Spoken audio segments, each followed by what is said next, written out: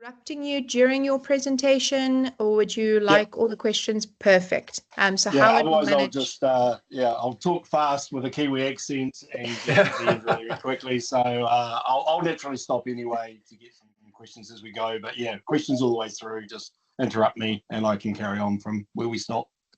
Amazing, thank you. So yeah, Howard will manage the chat, and please feel free to raise your hand if you'd like to ask a question. We really encourage engagement. And then we will be sharing a free or a prize of a copy of this book at the end. We can either the question that made you think the most, Shane, and we'll give that question to the winner. Otherwise, we'll do the raising of hands, and we'll ask you to think of a number, and then the person with that number, that raised hand, will win the copy. That's everything from me. So thank you all so much, and I hope you enjoy the webinar. Over to you, Howard and Shane. Thank you. Great, thanks, Debbie. Shane, I was just thinking on the DMBOK 3 and almost the complete lack of data product design and analysis. They do mention it once in the BI, and that's typically around a report or a data mart. Now, since then, it seems like data products have taken off and are running away with us. And I see with interest that you've renamed it to information product. And I'm assuming it's that you do feel that it's higher, it gives more context and content than what a data product does. But I'm sure you'll address a lot of these issues as we go. But thanks so much for joining us. I'd also like to thank Remco for suggesting that we bring you on. So really happy and pleased that you can share with us. I've certainly, since Remco mentioned your name, whenever you go on LinkedIn, Shane is there, and it's nice to see you operating very well and really gathering a following that is impressive. So well done, Shane, and we look forward to your book and look forward to everything you have to share with us. Thank you. No problem. No, thank you for having me, and thank you to Remco for suggesting it as well. I appreciate it. He does cause lots of problems for us, but other than that, it's fantastic. I'm looking forward to the questions from him as we go. I might have some other people which can be on a good podcast, Howard. So I'm going to ping you and Debbie as much as I can with people I think doing great. Fantastic. And Shane, I probably think you're doing fine without my question, but you'll probably get some questions. I'm sure I will. But interesting thing though, like what is it about 2025 that it's the year of data books? You know, we've had basically a dearth of books for a long time, and then all of a sudden 2025 seems to be the year where there are a large number of great data books coming out. So it's an interesting, kind of phenomenon that this is the year that it happened. Yeah, we should It ask was bound Steve to happen. Hoberman It was in the stars, I guess. It would be nice to get some data or statistics from Steve Hoberman to see what the year has been all about. I'll actually reach out to him and see if we can how it relates to your comments that you've made. Yeah, maybe it was we all started writing in COVID, and it took this long to actually finish. So we should get another virus and then wait for 4 or 5 years, and then there's another bunch of books, right? Yeah, I'm not sure that's the kind of thing I want to trigger good data books. Yeah. All yours, Shane. Excellent. All right, let me get this to share, and we'll just make sure it comes up. Is that up? Yeah, that's great. Excellent. Okay. So what I'm going to do is do what I call the Hitchhiker's Guide to the Information Product Canvas. So I'll describe a little bit about why I work on this canvas, the problem it's trying to solve. And then what I'll do is I'll go through and actually describe each part of the canvas and what I put in there and why. And then I'll give you some example canvases so you can see some other examples that will kind of cement the idea. And then I thought we might go on a little bit of journey about how I use the canvas to start my data modeling journey. And as we discussed earlier, any questions, just put your hand up. I'm happy to stop as we go. Also happy to take questions at the end. So a little bit about me. As data people, we love temporal timelines. We know that dates matter. So this is kind of my journey, and the way I think about it is I started my career almost just over 30 years ago, and I started off in government and working on financial systems. So that was before ERPs were a thing. I hated them. Yeah, I did not like those systems. I did not like working with them. So I very quickly identified that there was this thing called data, and I joined Oracle in a pre-sales role, but here in New Zealand. That was back in the days of Warehouse Builder, Oracle Express, Discoverer. So back in the old BI and data warehousing tools. So I spent my first decade pretty much working in those pre-sales roles.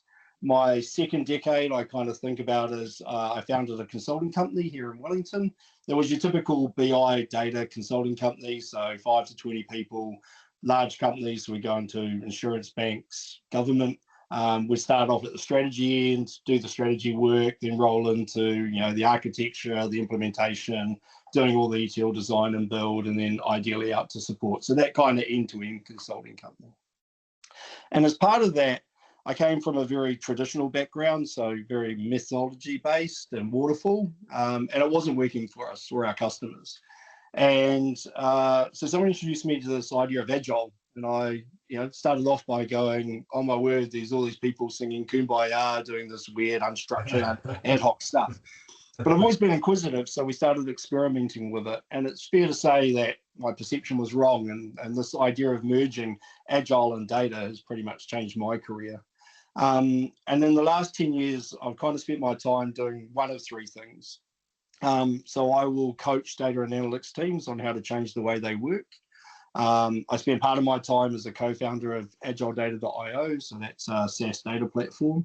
And every now and again, I will go and help a large organization doing a data blueprint where they want to understand where they are now and how to change the way their team works and the way their platform works. What that's allowed me to do, though, is take this idea of finding patterns from the Agile, the data, and the product domains and see how we can iterate them in the data domain. And by working with teams and working with platforms and working with the architecture space, I effectively get to iterate and experiment with those things so I can see a pattern that may have value, and then I can work with teams and we can try it. And we can see whether it does work or it doesn't work. Does it make things better? Does it make things worse? When is it a pattern? When is it an anti-pattern? And so that's what I kind of been doing for the last decade and really, really love it. One of the problems, though, that's been around for the 35 odd years I've been working in data is this problem.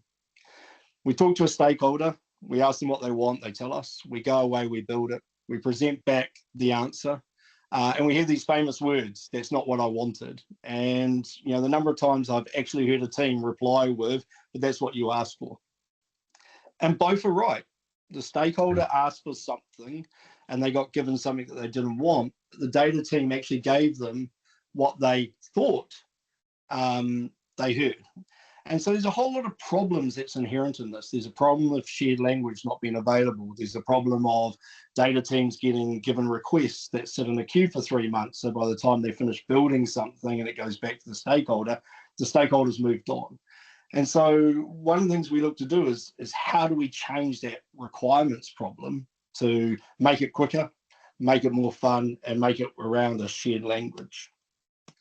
And part of that problem is the way we've trained stakeholders to think. So if you think about it, a stakeholder will often describe their requirements as a report, as a dashboard, as a set of KPIs, as a list of data. And that's because over the last wee while, that's what we've always given back to them. Those are the things we've given them, so that when we say, what do you want? They're kind of thinking about what they've had in the past and they articulate it in that way. But as data people, we worry about the source data. We worry about that data exhaust we're going to get from HubSpot, Salesforce, SAP. We worry about what we need to do to change it and make it fit for purpose. And so we're constantly using a language that's based around the source systems and data modeling and the ETL process and the business rules and the data quality rules and the metrics, because we know that's the thing that we have to understand to get the work done. So what we want to do, though, is be able to take those two things and slam them together and actually have a shared language. And that language is based on a form of a natural language or a business language, which is what the canvas is based on. So I'll talk a lot about that shared language as we go. The other problem is, I don't know about you, but a long time ago, we used to do requirements documents that were hundreds of pages long. Yeah, they'd take us 3 months. And then we would ask somebody to read it and sign it off. I mean, it's probably the first data contracts we ever did, right? It wasn't the contract for the data. It was the contract for the specification that you're going to sign off as a stakeholder and can't change. So those big documents didn't really serve us well. We've gone to the modern data stack and new ways of working. And what I often see is requirements that look like this. Mm-hmm. There are no requirements, right? It's a JIRA request with a couple of words. And that's not, that's just as bad as not having a specification. So we want something that's in the middle, not hundreds of pages, but also does exist. With the new world, though, what we've seen is, as well as a problem around that requirements, we've seen some other things happen. So not just that's not what I wanted, that's what you asked for. We've seen with the financial downturn a whole lot of changes around this concept of value. So before, where we often treated a requirement as a request, give me this data, we're now being challenged as data people to say, show me the value. Yeah. So we've got to move from asking for a request for a set of data to actually understanding the problem that needs to be solved with data and information. And again, the canvas is aiming now to help us understand what the problem to be solved is, and I'll talk about that in a bit more. And then the last one, we've seen a lot of teams being reduced in size. We've seen a lot of roles disappear, and we're going to see that more and more. So that traditional role of business analyst, that role that was just doing requirements is starting to disappear. And so I talk about T skills, right? I talk about data teams now having to broaden their skills to, still be good at the thing they're really, really good at, but now they need to be good at, not great at other things, but good at other things. So data engineers are starting to have to actually understand requirements and go and gather them. And again, the canvas is designed to help people who don't normally do facilitation and requirements gathering to be able to do it in a safe and assured way. So those are the problems. The original one was, that's not what I wanted, that's what you asked for. But over the last decade that I've been working on it, I've seen some other problems come through. Howard, you got a question? Yeah, I mean, I like your comment about business analysts being laid off, and I don't know about you, but I've certainly seen the data stewards sort of stepping up into this gap. I don't know how you are finding that. I mean, I didn't think we pay enough attention to them, but they are typically the ones that are taking that responsibility for the data that they have and the consumption of the data. It depends on the country and the organisation. So I don't see data stewards a lot over here in New Zealand. I don't think our organisations are big enough. What I often see is a data governance project, and I can rant for ages about data governance and data stewardship is not a project. It's part of your way of working, right? Yeah. It's not a one and done. We don't start it, finish it, say we're done and never touch it again. And then I think business analysts and data stewards have seen their role being kind of degraded. So if I think about 30 years ago, business analysts were really around process change. They were around understanding the system of the organization and going, that's a problem over there, how can we fix it? And lately, what I see a lot of business analysts being landed with is creating JIRA tickets or managing the JIRA queue rather than problem solving. And my perception of data stewards is the same, right? They're given responsibility but no accountability, if that makes sense. It's, go away and document all this data, but you can't actually invoke a change. You can't go back and force the source system to update the validation of the date of birth field, right? That's really hard for them to enact that change. So they're kind of stuck in this, being able to point out where the problems are, but not actually fix them. Is that what you're seeing? No, actually, we're seeing more and more that the data stewards are becoming very vocal about the challenges they have with the data. They're the ones that shot quite early in terms of the problems with the quality and things like that, and how to fix them. But yeah, I mean, I do see, I do agree with you that sometimes we do restrict them to not being accountable for the data that they're working on, and just say, well, you're responsible, report the error, and then that's it. But those changes are coming. I think I there's a see. question from Johan. Yes, hi.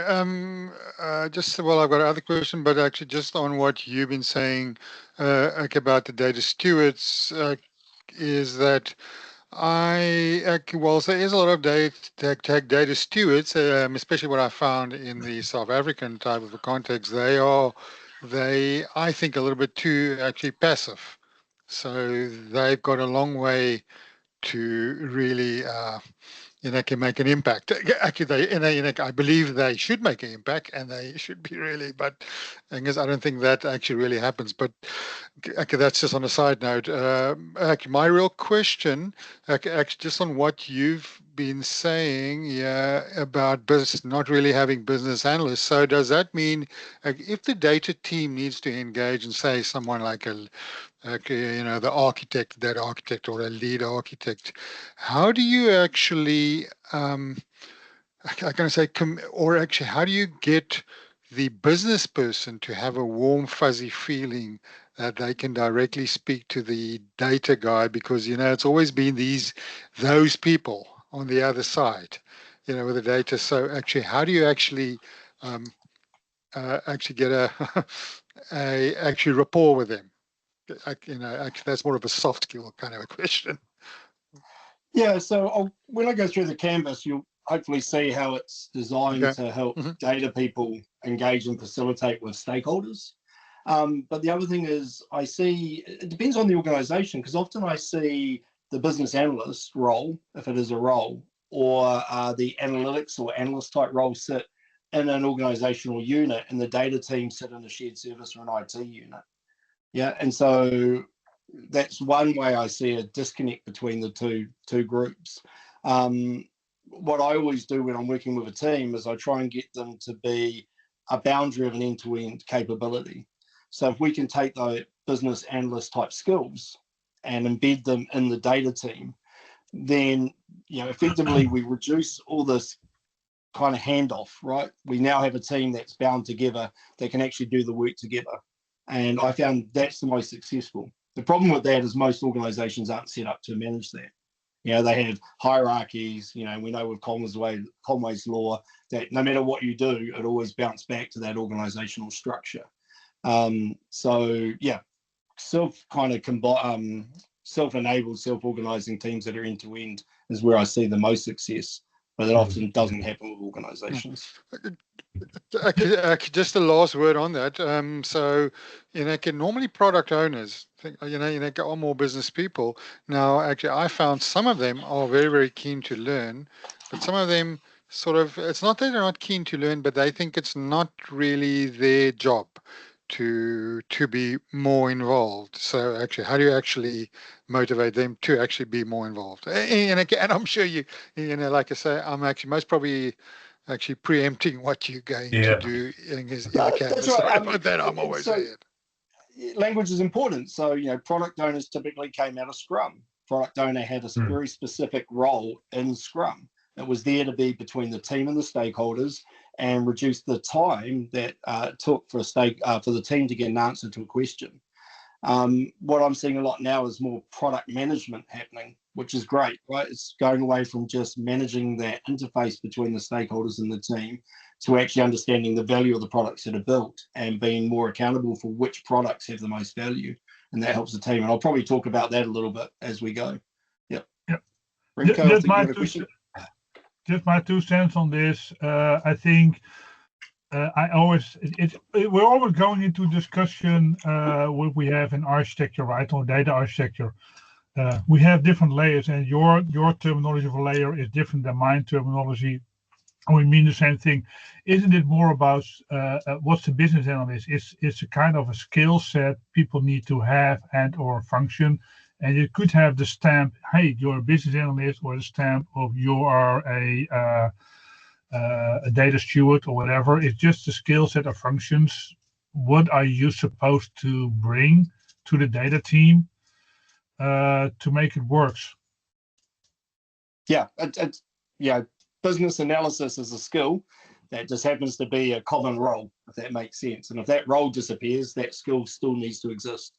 And it's going to be brought back to the data team. So I'm seeing a lot more data teams now being responsible for that facilitation and analysis of requirements, analysis of the business problem.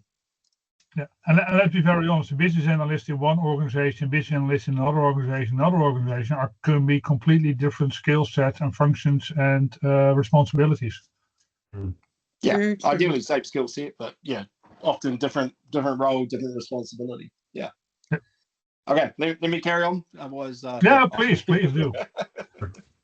Okay, so the primary goal of the canvas is to create a way to capture requirements that all these different people can use. So that if you're an organization with just a stakeholder and a one-person data team, the canvas can be used to create a shared language between those two. If you're in a bigger organization and you have data engineers and you have data product owners and you have stakeholders, again, we can create that shared language. If you're in an organization that has lots of different roles, so we see this idea of data product manager and data owners and data ops engineers or data platform engineers and the new analytics engineers. Again, we want this one shared language that all those different people can use as they work through their process. So that was kind of the goal of the canvas. So this is the canvas. Originally, there was a book called Business Model Generation, where two gentlemen wrote about this way of using a canvas to understand your business model. So it was a diagram. It had a bunch of boxes. You put in things like revenue, expense, your target customer, your competitive market. And one of the things they did was they were really good. They open sourced and created that canvas as a Creative Commons, which means we can pick up that canvas idea and we can iterate it as long as we honor that Creative Commons. So you can pick up this canvas and the templates that I'll give you access to. You can change them any way you want. Change the logos, change the colors, change the boxes, change the names. The only thing you have to honor is that Creative Commons license that's on the canvas. So if you create another version of a canvas, please retain that Creative Commons license. It's what we need to do for the people that created it.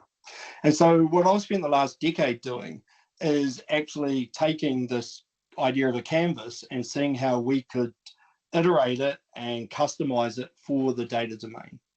And so it's been very specifically designed for capturing data and analytics requirements, and it's been tested. So every time I've been coaching with a team and an organization, we have been testing and iterating the canvas over the last decade. And I'm probably at the stage, never say never, where I don't expect to do a large number of changes to the canvas, because it's basically just gone through so many engagements that there's not much more that I want to tweak. Having said that, I think I'm currently working on an AI agent version of it, and that is slightly different. I can talk about that later. So if we have this idea of an information product canvas, and Howard, you asked this a bit earlier, I kind of want to describe what I mean by an information product. And the first thing is, why do I use that term? Well, I use that term because 10 years ago, I was working with a company in New Zealand called Tertiary Education Commission, and we were working through this idea of a boundary for data. And one of the gentlemen I worked with, Gerhard de Beer, came up with this idea of a term called information product. I asked him a little while ago before I put the book out, and he can't remember whether he read it or kind of thought it up, right? And so being slightly old and grumpy, I'm like, it's been an information product for 10 years of my life. I'm not refactoring it as a data product. I'm not going to rebrand it. Having said that, I can argue that for me, a data product is a data asset, and an information product is slightly broader. But, as data people, we love to do semantics about semantics. So here's my semantic definition of an information product, just to give you some anchoring of how I think of it. So the first thing is, it's a product. It has the behaviors of a product that we see when other domains, like software engineering and product, use that term. For me, it encapsulates the data, the code, the analytics, and the visualization. It is a boundary with all the things that are needed in that one product. In theory, I could take that product away and delete everything that relates to it. I think it delivers information, not data. I think data is just a list of fields and values, and information has context around it. And the most important thing for me is that product should enable an action. So somebody should be able to use that product to do something. That action should deliver an outcome, and ideally that outcome should deliver business value, right? So that's my definition for an information product and how I think about it. So if that's an information product, then what is the canvas? The canvas is just a template.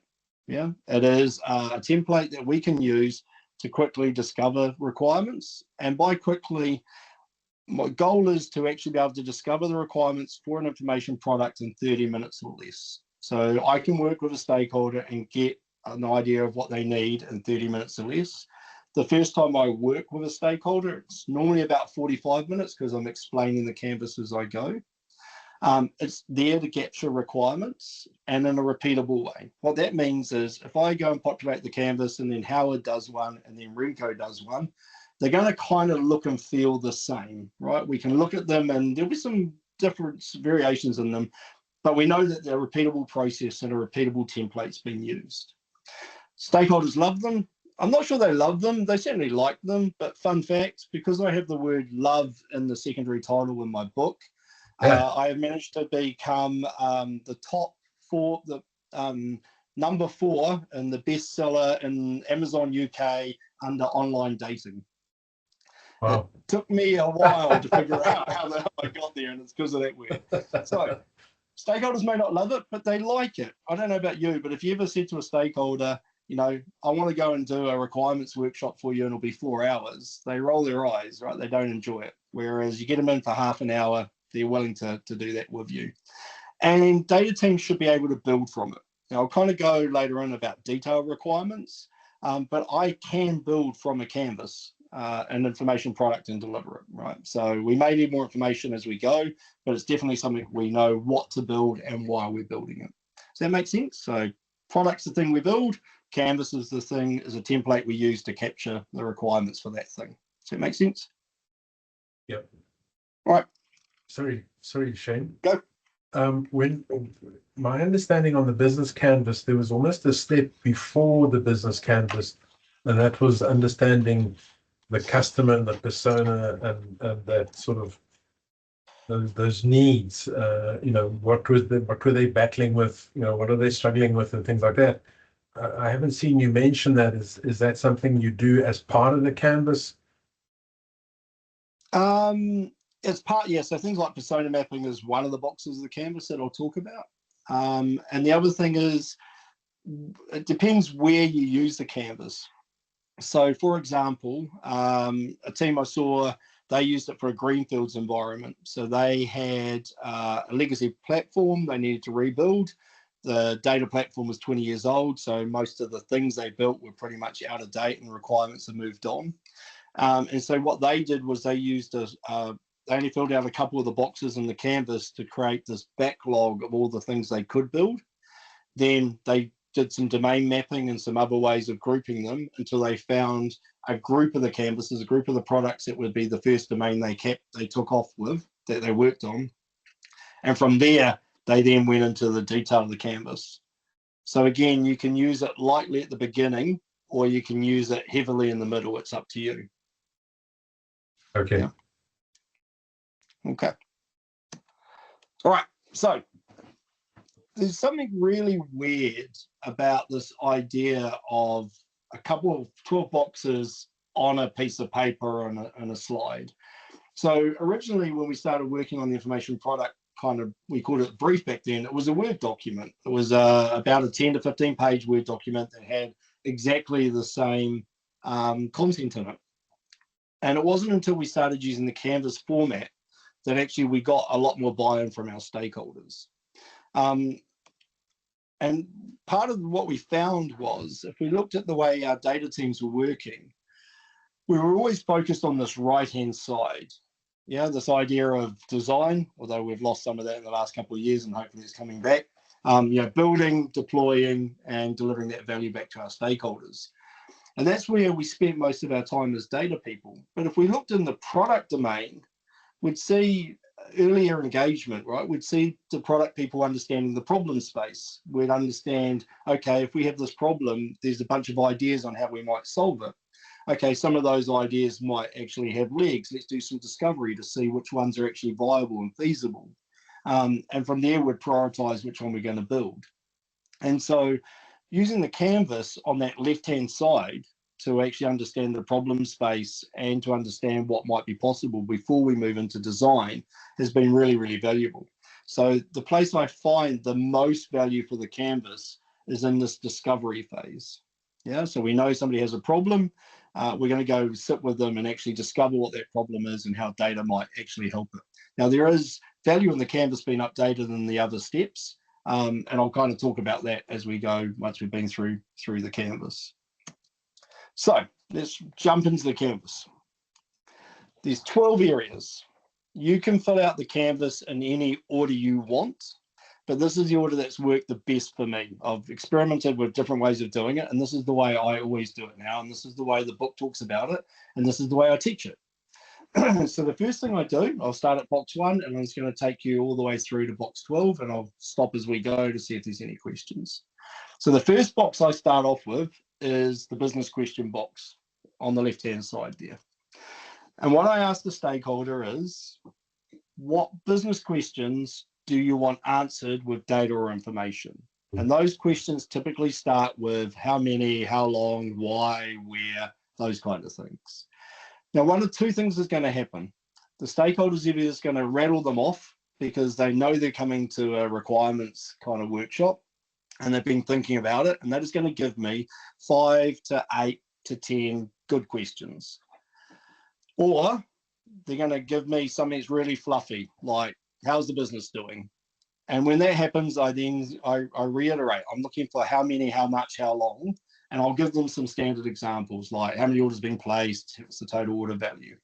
From there, they will typically give me those questions because they've been pent up demand for them. They will give you between 5 and 10, and then they will stop to take a breath. And when they do that, I then move on to the next area, because this is at the discovery phase. We're trying to get quick requirements to understand the problem space and how we might solve it, not detailed requirements with 100 questions. Michael.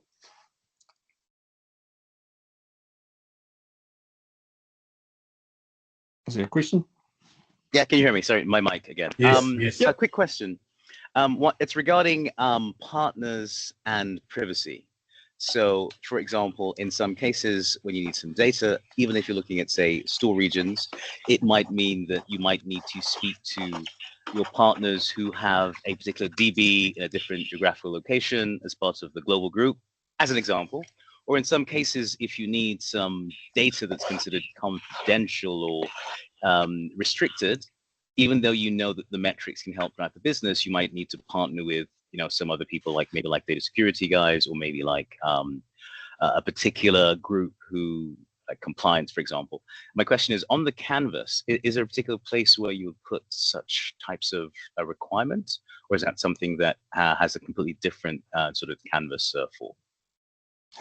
So no, we don't put it on here. We sometimes add notes in places, or we have another page where we make a note about it. But what we're trying to do here is discover the requirements, not start the design.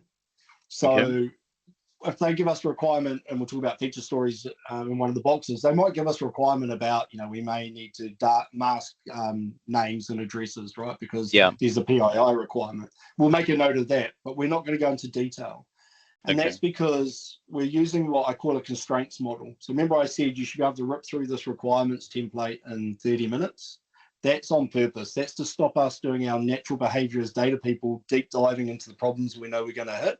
We'll do that later when this has been prioritized. So what I often find is we do a whole lot of requirements and design work really, really early. That product never gets prioritized, so we never get around to building it, and we've introduced waste. So there's this balance of what can we capture that's valuable versus what's waste for this step of the process. Does that make sense? Yeah, I think it's actually quite a good idea. Yeah, you eliminate waste. That's key. Yeah, thanks. Yeah, and then we do that detailed work when it's time to do that detailed work, which in my head is normally in the design and build phase. Yeah. Okay, so we've got these business questions. We've said to them what business questions you want to answer with data information. The next box we jump up to is outcomes and actions. And the words I use are, if I answered that business question with data, what are you going to do? What action are you going to take? And if you took that action and was successful, what's the outcome? And what I'm looking for here is the value. I'm looking for the stakeholder to tell me the value of this product. So this box is one of the two most important boxes for prioritization of work to be done. So if I'm running a prioritization workshop with a bunch of stakeholders, I expect them to look at this box and the vision box to decide which is the next most valuable business information product to build. And so by asking them, if I answer that question, what action you'll take, it helps them piggyback or jump to that, giving us an answer. When I've tried to ask them what the actions were without the business question hook, I get fluff. Yeah. So, yeah, I may hear something from a good stakeholder is like, you've asked to answer which customers haven't placed an order in the last 6 months. Yeah. If I answer that, what are you going to do? Oh, well, we know that actually they're likely to churn, so we're going to go and send out a save campaign. Okay, if that save campaign was successful, what's going to happen? What's the outcome? Oh, we should have a reduction in churn and our margins should go up. Ideally, we should be able to say to them, okay, if that happens, what's the percentage margin increase you expect to get, right? The true value. But often stakeholders struggle to do that. If after the prompting, I can't get a strong action and outcome statement from the stakeholder, I will typically stop the workshop about them, depending on the political culture of the organization. Because what we're saying is this product has no articulation of value. So if I had this product and another product, and the other product had a strong value statement, then I would expect it to be prioritized to build that second one and not this one because it's weak. There is minimal value. And we need to understand that the data teams, even though they're internally charging, they typically cost $100,000 a month, right? So we're going to say we're going to spend $100,000, maybe $200,000 to build a product where we don't know the value of that product. And so that's why we have to capture it on the canvas. Howard? Yeah, I really like this approach, Shane, and tell me something, because you're going to be building many data products, do you keep an inventory of questions and actions and answers? So you should then be able to say, well, with that question, are we not answering it with that product? Is there okay. Yeah, and we used to start off with the data catalog, that used to catalog our assets. And then we moved to a marketplace concept where you'd actually have a catalog of your products. And now what I'm seeing is that the individual parts of that product, the individual parts of the canvas now go into a context plane. Because if you think about it, if I know these are the questions and I know these are the actions and I put an LLM across it and I start looking at some agent behavior, there's all this context that's actually really, really valuable to those tools. So there's lots of experimentation happening in that place, in that arena right now. So are you focusing on the decision? So some people have started to talk about a decision scientist. What are the decisions? What are the mandates? What are the, from a business point of view, and then the appropriate actions? Is that a lot of the business analysis that's coming into this thing, and then it's the cataloging of those decisions and actions? Is it possible that you could have two data products dealing with the same decision with different actions, or? Often when we want to introduce waste, I mean, I don't know about you, but the number of times I've seen the same dashboard being produced 5 times in the same company without people knowing it's there, or knowing it's there, right? Yeah, I mean, if you think about it, the context we have about these information products now is valuable. The way we use them is still emerging. Yeah. Right. Okay. So business questions that I'm going to answer with data. If I answer them, what action and outcome are you going to take? If you take that action and outcome, who's going to use the product? And this is where we bring in persona mapping from the product domain. So if you think about products, they map out personas for their customers. We should do the same for our products. Yeah. So who's going to use it? And what we normally start off with is a small number of personas, typically information consumer, data analyst, those type of really high level ones.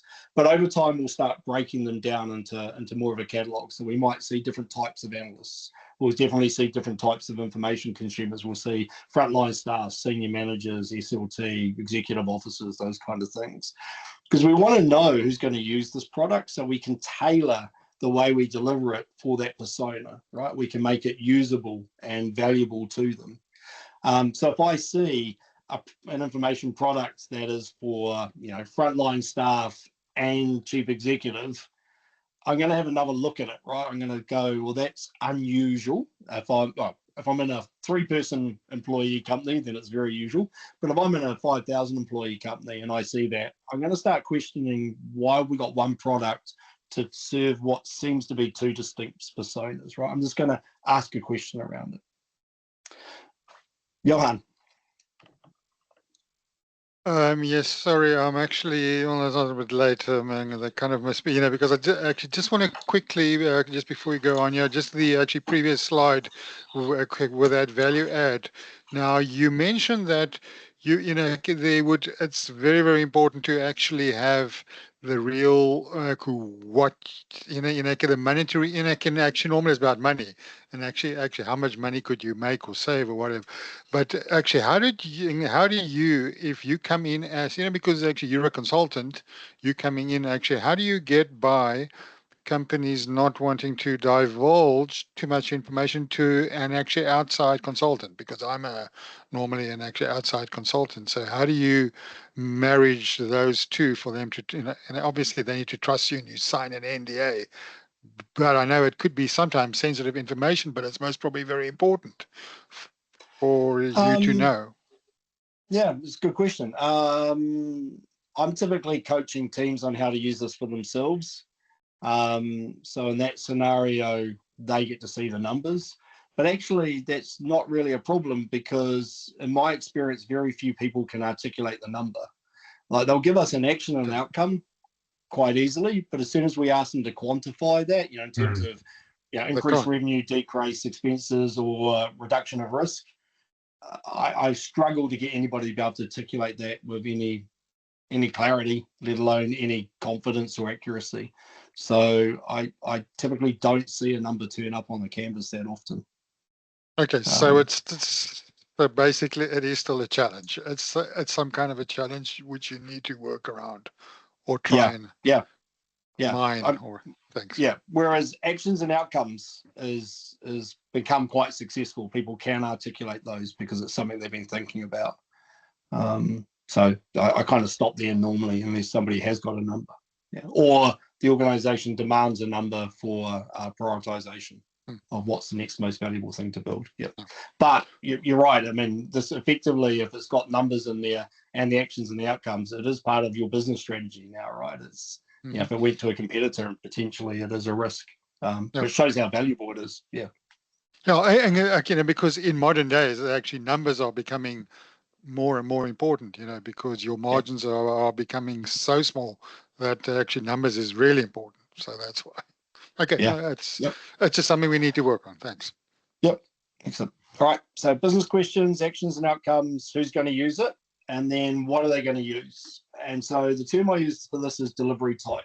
And one of the key things here is, yes, a dashboard used to be the #1 delivery type for most information products, but we're seeing a lot more now around data services, APIs, and agentic behavior. So again, your organization will come up with a catalog of different delivery types that they build out over time. And we're just looking for the primary delivery type that the stakeholder expects it to be delivered with. Again, if I see, dashboard, detailed report, and chief executive and frontline staff, I'm going to start again correlating those boxes and saying there may be a bit of a mismatch. If I see 7 delivery types, then I know that this product is complex, because I'm asking to deliver the same information 7 different ways. And there may be ways where we can do one of those first to add value quickly, break it down into a smaller scope and then deliver the rest over time. Or we can challenge why there's so many delivery types. So that's the next box we fill out. Any questions around the personas and the delivery types? Good. Okay. And then we go on to the next one, which is called data sync. So this is the SLA, the service level agreement. But what I found when we asked people what the SLA for their information product was, they always said 24/7, because as a stakeholder, I expect to be able to access that information whenever I need to access it. And as data people, we want to focus on something different. So what I do is I ask them, how fresh can that data be, or the alternative, how stale? I say, if I go and actually enter a record into Salesforce or SAP, or an update a record, how long do I have to get that record from where it was entered into this product to meet your expectations? And that's where we're going to start hearing things like near real time, once every hour, once every 4 hours, once a day, once a week. If we hear once a day, we need to ask them, at what time in the day does it have to be fresh? Yeah. And typically we'll hear 6 a.m., 7 a.m. before I get to work kind of things. So this is the one that we know as data people. We really worry about this one, right? Where we hear that lovely near real time data freshness, or hourly. We know it's a different engineering task than if we have to do it once a day, depending on our source systems. So that's what we're looking for here, right? Expectation around the freshness of the data, or how quickly I need to move it to get it into that product. Once we've got that, we then move on to core business events. And we're heavily on the right-hand side of the canvas. And the way the canvas is designed is the left-hand side is around organization and business, and the right-hand side is around data and data teams. So we're kind of segmenting what we capture. And this one is around, where do I get the data? But again, we don't want to deep dive. We don't want to boil the ocean at this stage. So we don't want to go into source systems. We don't want to go into tables and attributes. So we pretty much pick up the framework from Lawrence Core and his business, his BEAM, Business Event Analysis and Modeling, the who does what. And that's what we're looking for. Yeah, what are the events that actually cause the creation or the capture of the data that we're after? So we'll hear things like customer places order, customer pays for order, store ships product. Again, we're really, really high level, and I'll talk later about how we can use it. But we just want to understand those events, those business processes that actually capture or generate the data. Now, we may hear some system names. If we work in the organization, we'll probably know where customer might come from. We probably know where order is. We may not know where the abandoned cart event gets created from. Or if we're consultants going in, we'll potentially say, well, where are the orders created, right? What's the system name? It's called Tread3, right? I'm going to make a note of that. So later on, I can go and do some discovery work to say, what the hell's Tread3, right? Because I don't know what that system is. So again, we're getting hints now of where the data comes from and what it looks like. Once we've got that, we're going to go drop bottom left, and we go into feature stories. This is where the stakeholder can tell us what else is important. And we're going to get two types of feature stories. We're going to get product feature stories. So, I want to be able to go from a dashboard and drill down into detailed records, or the number one feature story for any information product, I need to be able to export the data to Excel.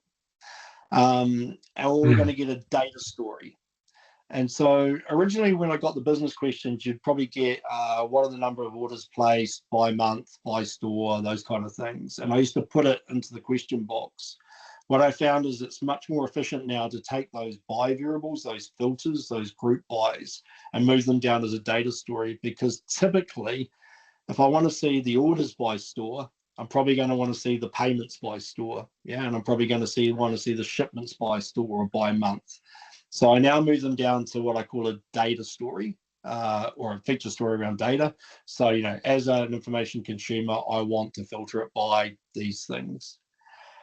If you've worked in Agile and Scrum, this kind of sounds like a user story, as a I want so that, which is originally what we had, but we lost the so that. We found it was waste. So if we just say as a persona, I want, that's enough, because the so that goes back to the action and outcome of the product. Again, they're going to give you 3 to 5 of these, and then they're going to take a breath. So then we move on to the next box after that. And the next box after that is the worldwide. So bottom right. this is where we start setting scope expectations or articulating that we've heard scope expectations. So when we get given a something and we're like, okay, we're not sure that's possible, then we're going to write it down as a will, and then in brackets, you know, to be explored, because we want to go away and actually make sure that that's possible. If the customer stakeholders asked us for something and we know we can do it, then we'll write it down as a will, because it helps us remember in a month's time when we come back and look at this canvas what we promised. And if there's something that we've agreed where we have a conversation, then we write it down as a won't. Yeah, we strongly call out we won't do that is the current expectation for that product. The reason we do that is stakeholders believe everything they've told us and everything they haven't told us is in scope. All right, so when we've talked to them and we've got an agreement that something's out of scope for now, we want to write that down as a won't statement. And what people do when they read the canvas is they look for the won'ts first. What won't this do? Yeah, and they assume everything else is a will. This is the box that changes the most over time as we move through the delivery stage, the information value stream, because we're going to constantly want to go back and validate things. So we may say, look, we can backfill the data for the last 2 years. That's easy, but actually, you know, before that, we used to be on NetSuite. We migrated it to Salesforce. The historical data wasn't moved across. It's now in an archive store. To go and get 5 years worth of data is more effort. So stakeholder, you now have a choice. Would you like us to deliver this product with 2 years worth of data quickly? Or would you like to wait until we've got the 5 years of data and then have the product? It's your choice to do that trade-off between speed and value. Yeah, if that makes sense. Okay. The will, won'ts and the feature stories are interchangeable. I'll sometimes, you know, write a will or a feature story. It doesn't really matter. We've got two spaces to put the information we're given from our stakeholders in the place that feels more comfortable. Some people will write the will, won'ts as will and then a bunch of bullet points, and won'ts and a bunch of bullet points. I tend to write the words in the beginning. One of the teams I was coaching or teaching the other day actually put the wills and the won'ts in the middle of the sentence. And actually, that was really weird because I had to actually struggle to find out if it was in or out of scope. So I definitely suggest you put the will, won'ts at the beginning because your eye scans for it. So business questions to be answered, actions and outcomes we'll take if it's answered, who's going to use it, what are they going to use, how quickly do we need to refresh the data, where's the data coming from, what features do you want, data or product features, what's in or out of scope. Once we've got that, we're going to go jump up the top. We're going to give it a name. So this is the name for the product. Now, every organization is different. There's a cultural thing around naming. So some organizations want to take the kind of context of the product and use that for the name. Some other organizations want numbering, you know, product 1, product 2. Some other ones have funky names that have nothing to do with the product. So again, whatever the culture of the organization is. The key thing is if I've got 40 information product canvases and I'd say to you, I'm working on order revenue metrics, yeah, you should be able to differentiate that from another product. Yeah, that's all we're using the name for. Once I've got the name, if we're running Scrum or we have product behavior in our organization, we're going to ask who will be the product owner or the product manager when we get to the build stage for this.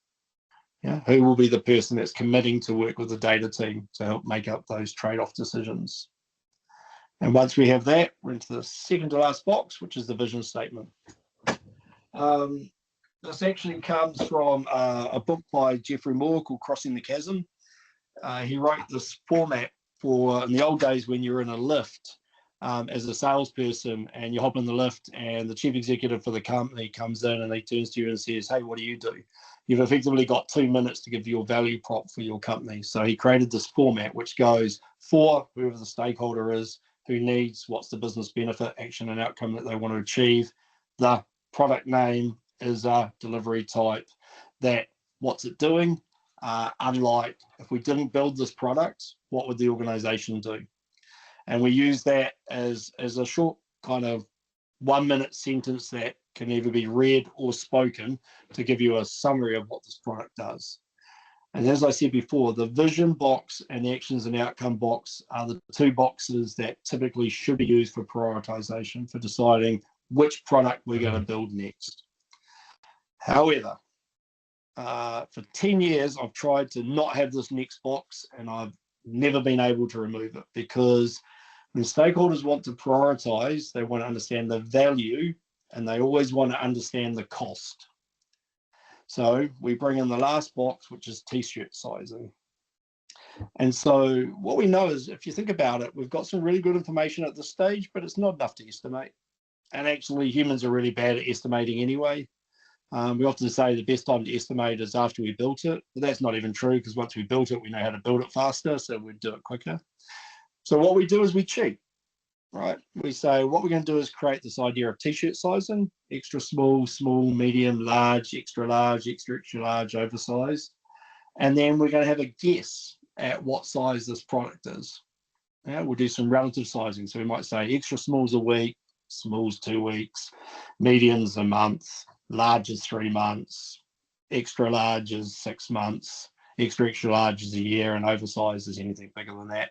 And then either the facilitator or the data team, depending on how your organization works, is just going to guess the size. Because at the moment, any other kind of estimation is waste. Yeah, we just want to give them a relative idea of the size of this thing. Most data teams I coach won't bring anything bigger than a large into the design phase. They will then break this canvas down into smaller canvases if it's bigger than that, because they want to deliver the work in a couple of weeks or a couple of months.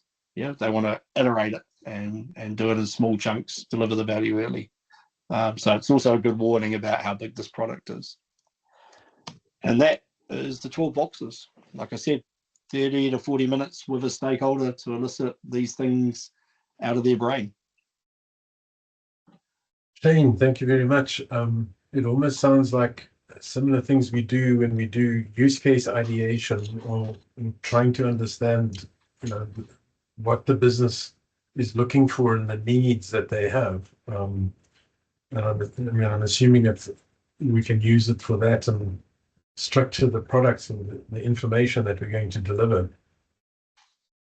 Yeah, I mean, the thing about it is each of those boxes is just taking patterns from product or data domains that we've done for years and creating a constraint model in terms of space and time to capture it early and quickly. Right. So, yeah, I mean, if you find that use case kind of format is the language you use the most, then replace one of the boxes with that, or tailor it that way. That makes sense.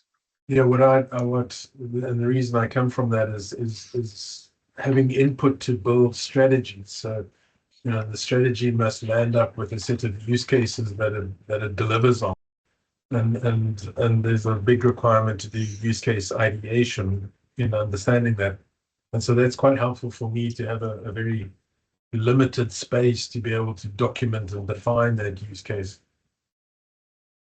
Yeah. Great. William. Yeah, how's it, team? Hey.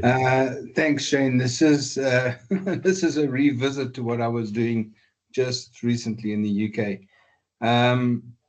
The one question I've got is relating to related products. We had, similar to what you've got here, but we also had a box to say these are related products. And the reason why we did that is we needed to understand, when we were going into meetings, if we needed to include stakeholders that were on the fringe that would be impacted. Where would you put something like that in this? So you'd have to find somewhere to slot it in. So maybe under business questions. Yeah, or actually core business events is normally the box that somehow has more room than anything else. Events. Yeah, I'd put the related products in there. But then you've got a chicken and egg problem, right? Which is the first product's not related to anything, so you have to go back and iterate it, but that's okay. Yep. Some people, when we do it in person with a piece of paper, they'll write on the back, or they'll have another piece of paper. If we're doing it electronically, we're often taking notes off the canvas, if it makes sense. And then if you're cataloging the canvases, then you can actually also create the related product linkage at that stage once you've got a few and you can then see it. Because the question is, does the stakeholder care? Yeah, if I'm articulating the product I need, do I care it's related to other products or not? That's the question I would ask. Yeah, so and it's a good question, but what I found was this helped us to understand the social side of things that's going on in the back end amongst stakeholders,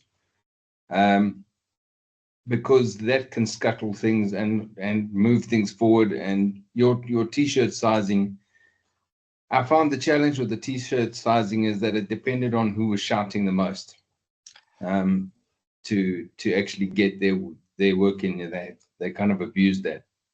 But generally speaking, I really like everything that you've got here, because that's pretty much what we were doing.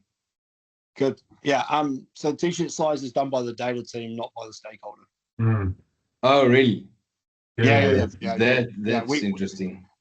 We often do it after the canvas has been done, and then we retrofit the t-shirt size in before prioritization. So the data team is the only team that can, in my opinion, is the only team that can guesstimate what it's going to take to build this, because they're the experts.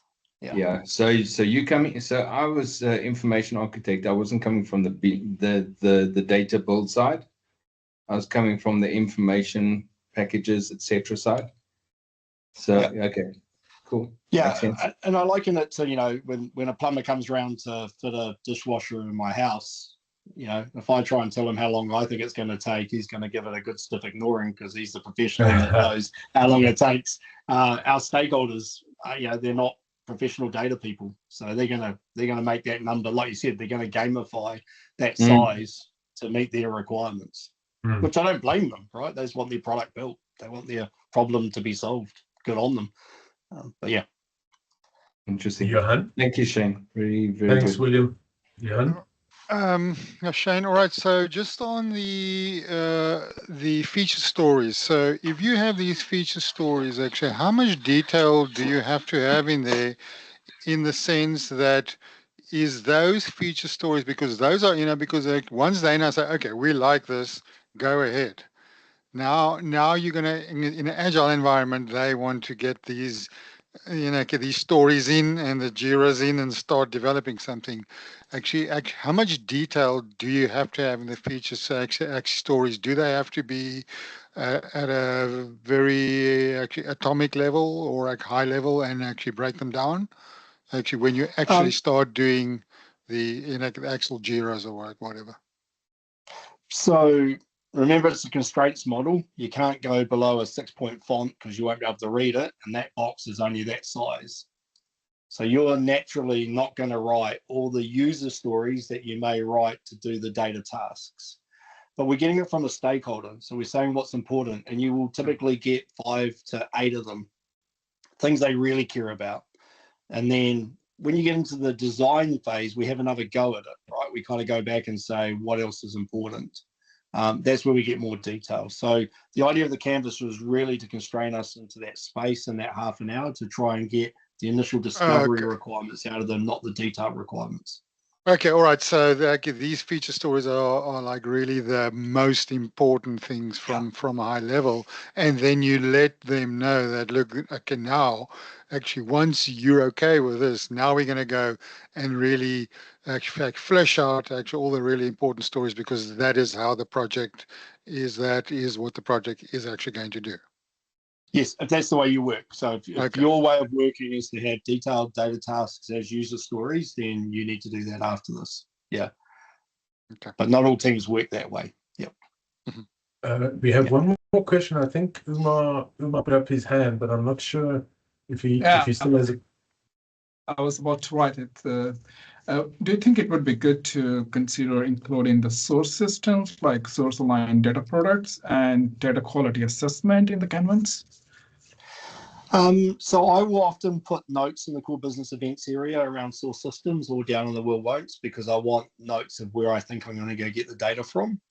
But that's a data task, right? That's for us to go and determine where the data comes from. I have purposely not put data quality assessments on the canvas. And that is because my personal view, and I'm very opinionated, is data quality is the job of the data professional. Yeah. So my example is, you wouldn't be a chef in a restaurant and cook a meal with rotten food. You just wouldn't do it. So why do we expect somebody else to tell us how to make the data quality fit for purpose? Now, the other analogy then is, what happens if we get tomatoes delivered to the storeroom in the restaurant on a regular basis and it's outside our control? Yeah, we're going to go and beat that supplier up with our stakeholder, right? So that we get good quality data. So I purposely don't have a data quality box in here, because my expectation is we just make sure that the data work we did is high quality and we test it all the way through. And if the data quality coming in is a problem, we're going to work with our stakeholder to identify where the rotten data is coming from and ask them to fix it. So it's not a requirement as such, it's just a way of working. Does that make sense? Yeah. Thanks. William? Shane, one of the things that we did is we asked the stakeholder what their comfort space was around the data quality they were currently experiencing for each of the things that they were asking about. The reason why we asked them is that ultimately they're the ones that are, eating the hamburger, and they're the ones that are experiencing all the consequential issues regarding having eaten it. That was very helpful for us to understand, and then to prioritize a data quality cleanup prior to going into building the product, because we did run into problems whereby we would build the product, the quality would then scuttle the product. It was good, perfectly good product, but the quality was so bad that the product was then blamed. It also then helped us to prioritize data quality activities to then position the products in such a way that they were going to be of greater success. But it had to come from the business stakeholder to tell us what the experience was. Yeah, I'd love to know, like, how you gave them the ability to, at this level, decide what was important and what wasn't in a way that was meaningful. So yeah, I'd love to understand that, because that would be valuable.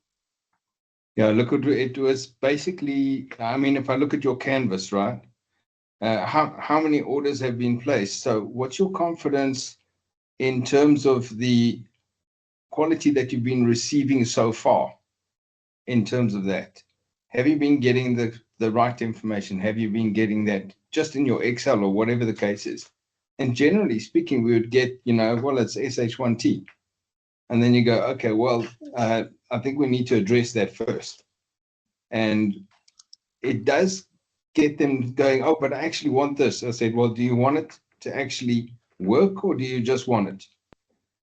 No, it must work. All right, well, then let's address the quality. We'll do it in parallel. But we must understand that we're not going to make this thing go live until you're happy with the quality.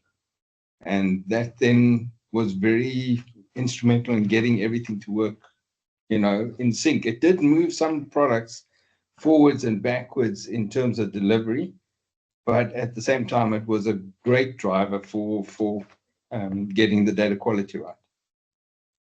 Yeah, and so again, it's part of that language. So if I look at the core business events, when we do this as a case study, one of the things that happens is we know we can identify where an order's placed and where a payment's made, but actually we can't figure out when a cart was abandoned because that event's not streaming off the e-commerce store. And so we can say to a stakeholder, you have a choice now, right? We can't tell you when an abandoned cart happens unless we do a whole lot of changes in our source system. Do you want us to wait? And I think it's the same with that kind of quality conversation. Is we've done all the profiling. We know that the order placement and the payment and the shipment is good. We know there's massive data quality problems with the returns data, the way the core business process works. What would you like us to do? Would you like us to answer, the questions relating to that event with low quality data, or would you like us to not answer it? And that's a stakeholder decision. What's more valuable for them, right? Partial information or correct information, depending on the action. The other thing that happens is we're seeing a lot more product behavior happening in data teams. So you can now correlate, the quality of those events or the quality of the data answering those business questions with the actions and outcomes. So if it's low quality data and you're about to report to your regulator body, you're probably going to have a problem giving them the wrong data because they're your regulatory body. If you've got low quality data and you're going and doing a marketing email campaign, Yeah, it's always potentially relative. it's relative to the action and outcome, but at least I can look at it and go, I know that's a really low quality event, and I know that action is a high risk action. If we get it wrong, I'm now less comfortable, and I can work with the stakeholders, get them to understand that. So that's how one of the other reasons why I have the related people within that is they were often upstream of the particular person who actually needed this information, and they tended to have an impact on quality in their business processes and things like that, which helped me to drive that synchronization on the quality side. Sorry, guys, could we just pause this one? I think we've got a couple of questions and a few people are leaving. So just want to get through the questions and then get the book assigned. And then, we got Remco and then Michael. I'll make it very quick anyway. I think, Shane, well, it's pretty late for you now, right? I think you did a great story to discuss this. I really like your canvas. I think it's very important to understand for all of us, there's not one canvas that rules everything, right? They are, and as I'm saying, you're saying a lot of books are coming out at the moment with some methodologies and templates and all the other stuff. They all kind of fit in a plan. It all works together. So at least that's my opinion. I don't think that one is exclusive over all the others. They are all working together right there. Is it your opinion as well, or do you think no, my canvas is the ruler of everything? Oh no, it's this is just part of the process. So I know I can take this and I can do a town plan based on John Jols's book, right? I know I can grab this and I can Elm it. I know I can grab this and I can Beam it.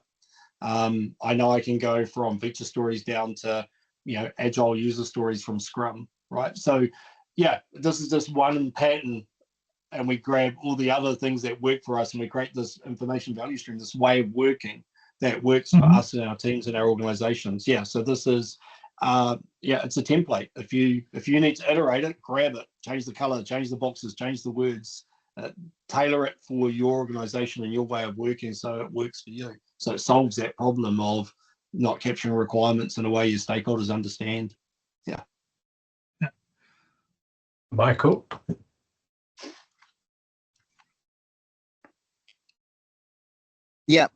My question is about the business questions, whether you have some guidelines around them. In theory, you could have a lot of business questions in that little box, but then of course you could actually have a very restricted set of questions. So for example, you could say something like, what's the trend with regard to orders, or what's the valuation per location, or so value per location. But these are really super high level. But I was just wondering, just from your experience, what sort of guidelines you provide around the kind of questions that they would present in that box and how they would ask them. So I definitely start off with saying, the how many, how much, how long, why, where type things, putting that language in their heads. If they can't give me good questions that aren't structured well, then I'll give them examples from e-commerce, because most people understand that, orders placed. Stakeholders, for some reason, they will give you 5 to 10 and then stop and take a breath and then give you 50 more. And the reason is they've been trained that they only get one go at requirements. They only get the chance to build one product. And so they want to give you every requirement they've ever thought of so you can build it for free, basically. And then somebody else is going to get their chance. So we need to work with them to say this is iterative, right? We'll build you something small and add some value and get some trust, and then potentially we may do some work for another stakeholder. That's an organization decision on how we prioritize what the next most valuable thing is. So it tends to just work. Those are the boundaries I use. Okay, no, that's a good question because of the scope creep, which can come in via the questions, and then some people start asking some really detailed questions that really are something which should be tackled later down the road. So, but thanks, it's a good guideline, just really high level, and then and then the other thing is you'll see some language, right? You'll see what's the forecasted number. Now you know you've got a predictive model in there. So again, the language starts giving you a hint of the complexity of the product.